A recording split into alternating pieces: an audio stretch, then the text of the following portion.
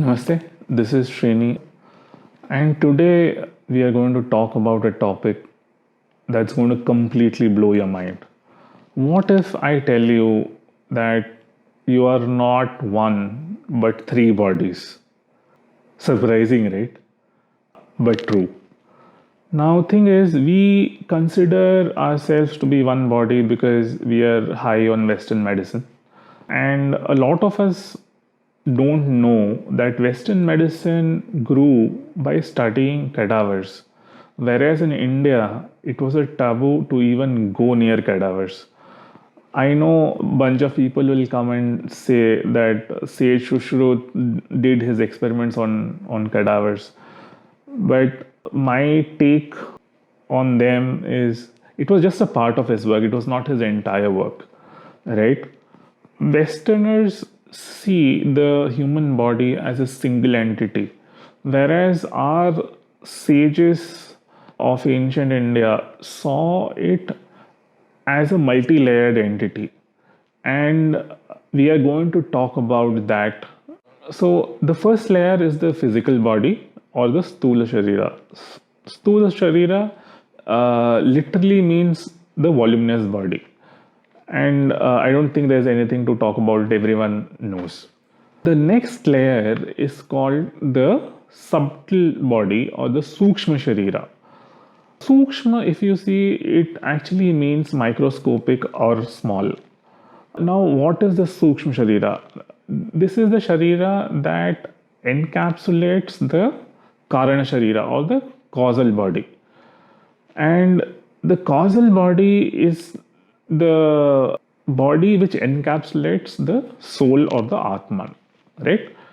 Now, how do you understand what is a Sukshma Sharira? Now, Sukshma Sharira, like by the name, if you see, you can't see it. It is too small, but you can feel it. Now, to give you an analogy, think of an electromagnet. So, what does an electromagnet have? So, it has a battery, it has a copper wire, and it has a iron nail, right?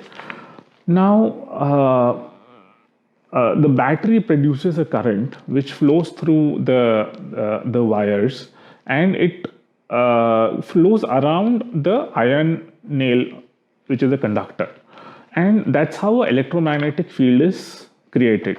Now think about it.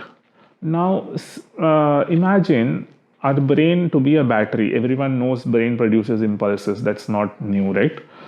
And you have a nervous system which takes the impulses around your body. So that becomes your wire. And body as it is 70% water. And water is a conductor of electricity. And that is what is the Sukshma Sharira. And how now I can say all this, but then you can come and ask, how do I know it is there? Now, have you felt some sort of a tingling in your spine or around the body, or have you felt spasms when you hear a certain kind of music, or you go to say bhajans or satsangs or rock and roll sort of music? Suddenly you'll just feel a spasm and it'll a tingling sort of sensation, and it's just nice. So that is your Sukshma Sharira acting. In normal days, it is when your leg or your hand gets numb. Generally, people will tell you, oh, blood is not flowing. But it is not the blood that is not flowing. Blood is flowing. It is your nervous system that is not working. And at that time, if you see whatever part has gone numb, you will not be able to control it. So it is the nervous system that's not working. It's not the blood that's not flowing. So that is also your Sukshma Sharira, which is sort of acting funny. Now, the next is the Karana Sharira.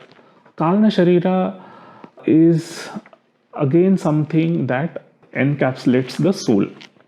Now, you can think of it as a battery where the soul is an electrolyte and the anode and the cathode are the Sukshma Sharira. So, the Sukshma Sharira gets energy from the soul, and then it spreads over to the brain, and from the brain to the nervous system. So that's how it works. Now, why is all this important? Because this is the basis of the concept of reincarnation, the concept of how mantras work, and why we do Shraddh, and why we celebrate Mahalaya Paksha, and why we think that real gods are there in our temples, why we do Prana Pratishtha. So it is all about the Sukshma Sharira and the Karana Sharira. Please do subscribe to this channel and press the bell icon. Please do share this with your near and dear ones so that we can together figure out the third largest religion of the world.